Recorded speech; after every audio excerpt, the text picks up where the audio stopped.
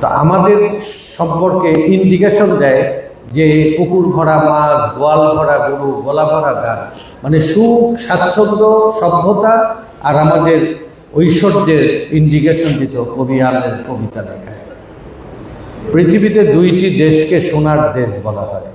একটি হচ্ছে আমাদের নবীজি সাহিত্য রয়েছে মদিনা নগরীকে, আর হচ্ছে আর একটা দেশ পৃথিবীর সব দেশের মধ্যে, সেটা সোনার বাংলাদেশ। এই মুহূর্তে বাংলাদেশ সম্পর্কে আমার ছোট্ট একটা পর্যবেক্ষণ, সেটা আমি আপনারা যদি গুগলে সার্চ দেন, আমাদের যদি বিবিএস উত্তর দিল যে 4.5 কোটি মানুষ বাংলাদেশে এখনও দারিদ্র সীমার নিচে বাস করে। এমন একটা বাংলাদেশ আমরা চাই, যে বাংলাদেশে ক্ষুধা, দারিদ্রতা, অনাচার, অবিচার থাকবে না। এই বাংলাদেশের প্রতিটি নাগরিক অন্ন, বস্ত্র, শিক্ষা, চিকিৎসা, বাসস্থান, জান এবং মালের নিরাপত্তাই শুধু আমিই পাবো না, আমার বিরোধিতা করা প্রতিপক্ষ তার পূর্ণ নিরাপত্তা পাবে। এমন একটি নিরাপদ বাংলাদেশের জন্যই লড়াই হয়েছে, পাকিস্তান প্রতিষ্ঠা লড়াই, মুক্তিযুদ্ধের লড়াই, পরবর্তীতে 90 এবং সর্বশেষ যে জুলাই রেভলিউশন হয়েছে, সব রেভলিউশনেরই লক্ষ্য হচ্ছে আমরা শোষণ, বঞ্চনাহীন, উন্নত, নিরাপদ একটা দেশ গঠন করা।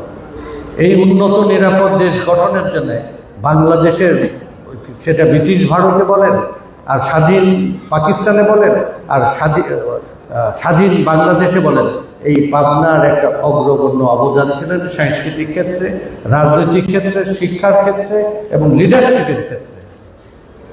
অনেক কারণে আমরা সত্যি বন্ধার মধ্যে পড়ে গেছি, একটা পকেটে আবদ্ধ হয়ে গেছি।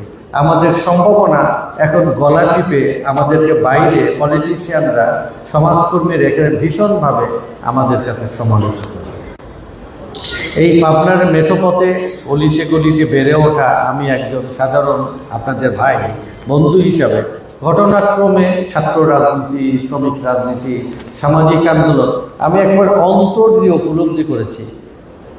ভাগ্যহত মানুষের অধিকার প্রতিষ্ঠার সাথে সাম্য, মানবিক মর্যাদা, সামাজিক ন্যায় বিচার আমার জীবনের পাথেয় করে ফেলেছি।